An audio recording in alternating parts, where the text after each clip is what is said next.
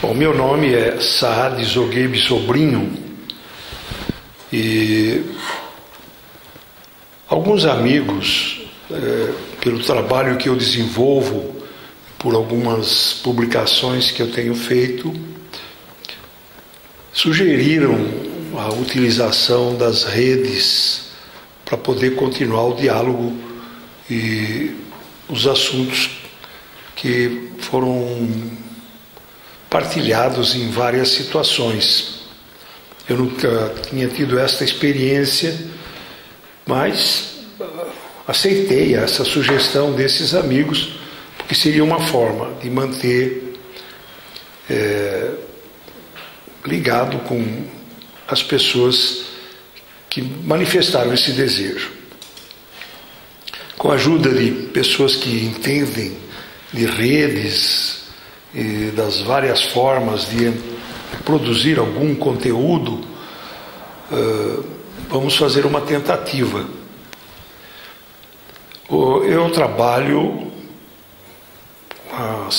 na Fazenda da Esperança, visitando os vários lugares do Brasil e fora do Brasil, justamente com uma participação voluntária na animação do método que a Fazenda pontualizou ao longo desses anos na recuperação de toxicodependentes e outras formas de dependências sem recursos a medicamentos. E a partir dessa experiência, também por solicitação das pessoas que eu encontrei nesses lugares, sempre ficou suspenso a possibilidade de nós mantermos a conversa, continuarmos o percurso iniciado, verificarmos as dificuldades encontradas na reinserção social depois do período passado nessas fazendas. Além do mais, do meu trabalho também faz parte a publicação de artigos, algumas conferências aqui e ali, muito dispersas. E essa sugestão me pareceu feita por amigos que têm prática nesse campo, pudesse ser uma tentativa de continuar falando com pessoas, grupos, nas mais diversas situações em que se encontram. E quando eles me ajudaram a entender a finalidade de um canal, de um youtuber, eu fiquei bastante interessado. Se trataria de colocar em comum com quem ouve e vê algumas experiências vividas ao longo desses anos e nos últimos tempos. Aquilo que me sensibilizou muito foi a interrogação que esses amigos fizeram sobre a utilização nociva das redes, justamente com uma carga áspera de calúnias, inverdades, imprecisações e bisbilhotices de todos os tipos, rasgando o tecido social, rasgando a convivência, jogando sombra sobre pessoas e situações de maneira agressiva e principalmente nem sempre correspondendo à verdade. Eu fiquei assim sensibilizado e ao mesmo tempo me interroguei se eu teria alguma coisa para dizer já nesse vasto universo de informações, de comentários que a rede fornece. Mas esses amigos, muita gentileza e com muita sinceridade, disseram que talvez eu poderia fazer circular elementos a favor de uma maior reconciliação entre as pessoas, a favor das pessoas que quisessem compreender o que está acontecendo de um outro ponto de vista, de outros pontos de vista, e particularmente das considerações e das vivências que eu tenho tido a respeito da vida pessoal, da vida social, da vida cultural em geral. Na verdade, eu não sou um especialista de um determinado campo. Eu participei de muitas situações. Eu talvez fui mais enriquecido pelo conhecimento e experiências dos outros do que daquilo que eu possa oferecer. De qualquer forma, essas experiências ouvidas, esses conhecimentos adquiridos aqui e ali ao longo da vida, de um certo modo, a partir da minha própria experiência, tomam uma certa coloração peculiar, se tornam próprias. Tanto que o título que me sugeriram para esse youtuber é Histórias na História. A minha própria experiência misturada com muitas histórias, muitíssimas histórias, ricas de conteúdo, de travessias difíceis, de resultados positivos, né? Sempre nessa dimensão de acreditar no valor da vida, no valor da pessoa, no valor da vida em sociedade e, sobretudo, no valor da concórdia. Nós estamos em uma dimensão de relação uns com os outros, não como se pode pensar, o homem é lobo do homem, ou numa dimensão de categorizações antagônicas, classistas, né? Ou várias outras formas que rasgam o tecido social, iniciando pela própria vida da família. E esses amigos também me sugeriram que eu partisse da agenda do cotidiano, daquilo que acontece na nossa sociedade, no nosso país, na vida das pessoas. Muitos deles impressionadíssimos com a onda e a escalada de violência doméstica, outros, né, pondo-se perguntas sobre o crescente feminicídio e outras questões correlatas, como a emancipação da mulher, as polarizações políticas e partidárias, a corrupção, as diversas interpretações que se dão a um mesmo fenômeno, visto de angulações as mais variadas. Eu devo ser bastante sincero. Se eu tivesse que recorrer a uma bagagem científica, filosófica, eu acabaria ficando pelo meio do caminho, porque eu vivi muito dentro dos processos, certamente com alguma formação, mas alimentando-me, sobretudo, dessas interações concretas na vivência com as pessoas. O valor que pode ter, vocês poderão avaliar a partir daquilo que a gente vai condividir. Nessa primeira oportunidade, eu queria justamente fazer uma reflexão sobre a necessidade de utilizar as redes para o crescimento das pessoas, para o crescimento dos jovens, dos adultos, dos anciãos, numa perspectiva de relação entre eles. Não é?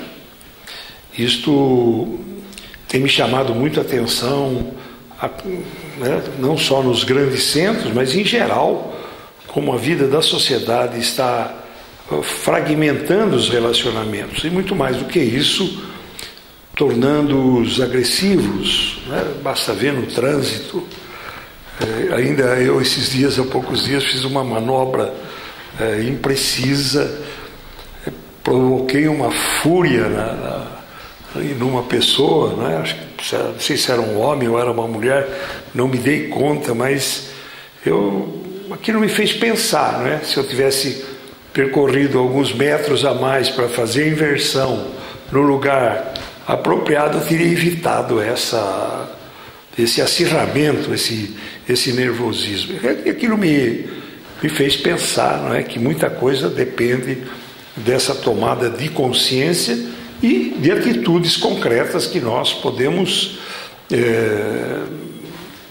adquirir, não é, para poder fazer um contraponto com situações que produzem, não é, violência, individualismo, indiferença e formas mais severas, né, de agressão, de abusos, aquilo que todo mundo vem acompanhando nos noticiários e na vida concreta.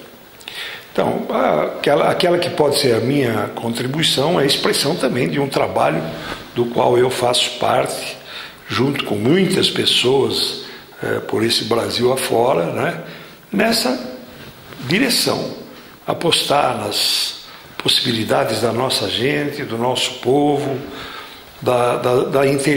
das reservas de criatividade, de inteligência, de vivacidade que caracteriza o nosso povo.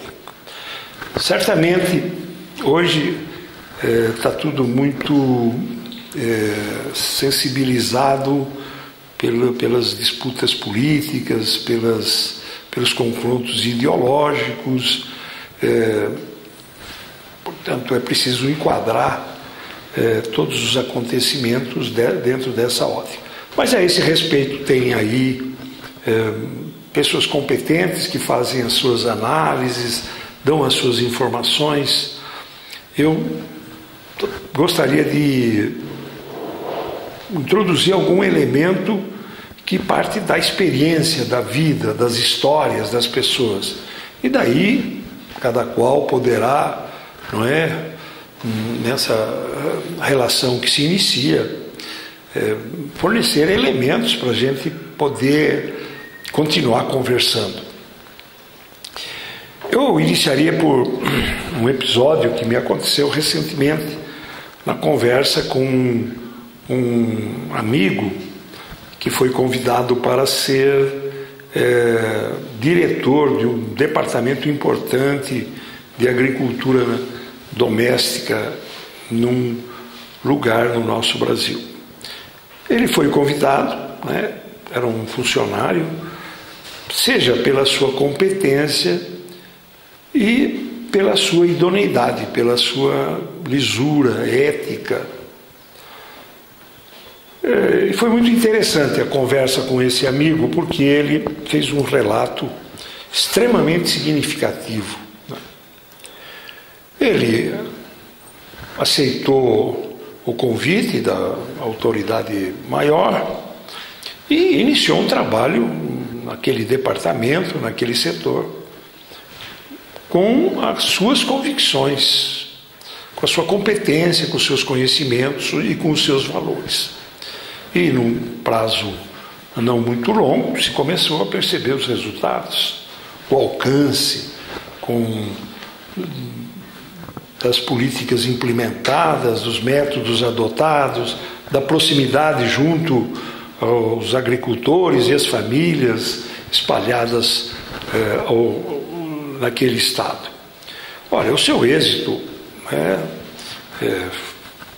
foi reconhecido e por isso mesmo muitas verbas foram destinadas ao departamento que ele administrava. Ele, com toda a candura e disposição, foi levando esse trabalho para frente. Mas essas verbas que chegavam abundantes chamaram a atenção de outros atores ligados ao trabalho público. Então, algumas pessoas o procuraram e com muita cordialidade, elogiaram o seu trabalho e no curso da conversa, né, fizeram uma proposta para ele. Olha, tem aquele dinheiro, com aquela determinada finalidade, nós conseguimos resolver o projeto com um valor bem inferior ao da verba destinada à tua diretoria. Mas nós viemos aqui para a gente conversar. E ele ficou assim um pouco... Não é que ele não soubesse, não é que há um exercício de corrupção bastante conhecido, mas o relato dele foi extremamente rico e, sob certos aspectos, acompanhado de uma certa comicidade. Os amigos que o visitaram, na verdade, queriam dividir o bolo daquela fatia de dinheiro que ficaria sobrando depois de feito o determinado projeto. Então, disseram, olha, a gente poderia dar para você um valor, você ficaria com uma certa soma não indiferente, da ordem do 1 milhão, né? E, na prática, o pessoal não contava com a sua reação. Ele, sim, ficou um pouco sem jeito, né? E disse, olha, eu fico muito agradecido, não ofendeu ninguém, mas contou a sua experiência.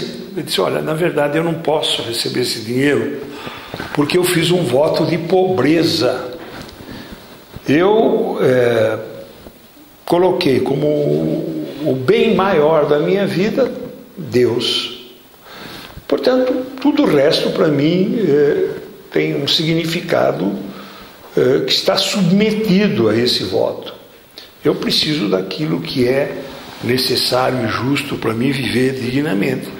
Outras coisas feririam esse voto que eu fiz. Poxa, as pessoas acharam que ele estava encenando e fizeram uma proposta ainda maior. Disse, olha, você é bem vivo, hein? Se vê que você não está satisfeito com 1 milhão. E se a gente arredondar para 1,5 milhão? Olha... E esses atores, né, esses personagens aí começaram a seduzi-lo com muitas fantasias, carro novo, não é? Programas com mulheres, não é? Enfim, ele estaria numa condição extremamente favorável segundo a ótica desses amigos. E aí ele disse, olha, também não vou poder aceitar, porque eu também fiz o voto de castidade. Eu sou casado, tenho 3 filhos, não tenho nenhuma deficiência quanto à minha identidade, mas eu devo fidelidade à minha esposa e aos meus filhos. As pessoas habituadas a encontrarem facilidade dessa matéria ficaram confusas e perplexas, e o amigo me foram aos poucos se retirando, e ele depois, contando esse episódio, me disse, mas viu, Saad, não foi nem preciso explicar o voto de obediência, todo feliz e contente. Isso tudo para dizer que no meio desse lamaçal de má gestão, de apropriação dos bens públicos, gestos como esse fazem diferença, seja para entender que não é uma invenção que a corrupção existe, ela existe mesmo, mas que é possível, não é, numa dimensão de valores profundos, de respeito à dignidade do povo, das pessoas, das necessidades públicas, é possível, né? Também ele corria risco, é muito fácil eliminar pessoas que se afirmam com esses valores. Mas eu fiquei extremamente impressionado, porque é um fato, é um evento, é um acontecimento que proporciona a todos nós uma leitura supra-ideológica, supra-partidária. A honestidade é um bem público. A honestidade, a competência, a transparência e a coragem, não é? De se afirmar, de explicitar, de explicar as próprias convicções, tem uma grande relevância. Portanto, eu começo com esse episódio, mas eu estou fazendo uma experiência no YouTube para ver se isso pode acrescentar na vida das pessoas que ouvem e veem algum elemento de reflexão para continuarmos falando daquilo que ajuda a construir uma nova visão da vida, uma nova visão da história de cada pessoa, uma nova visão de que cada um de nós é protagonista. Nós não somos, certo, existem conjunturas, condicionamentos, pressão, mas se cada um resgata a sua convicção e a sua prática coerente, independentemente de extração político-partidária, religiosa, etnia, qualquer elemento que possa caracterizar uma pessoa, ela é rigorosamente sujeita à própria história. E esse episódio me chamou muito a atenção justamente nesse momento, né, em que há muita acusação recíproca, há muita insinuação, há muita tentativa de fazer as pessoas irem para baixo, não acreditarem na possibilidade de um novo tempo para a nossa terra, para o nosso povo e para a humanidade inteira.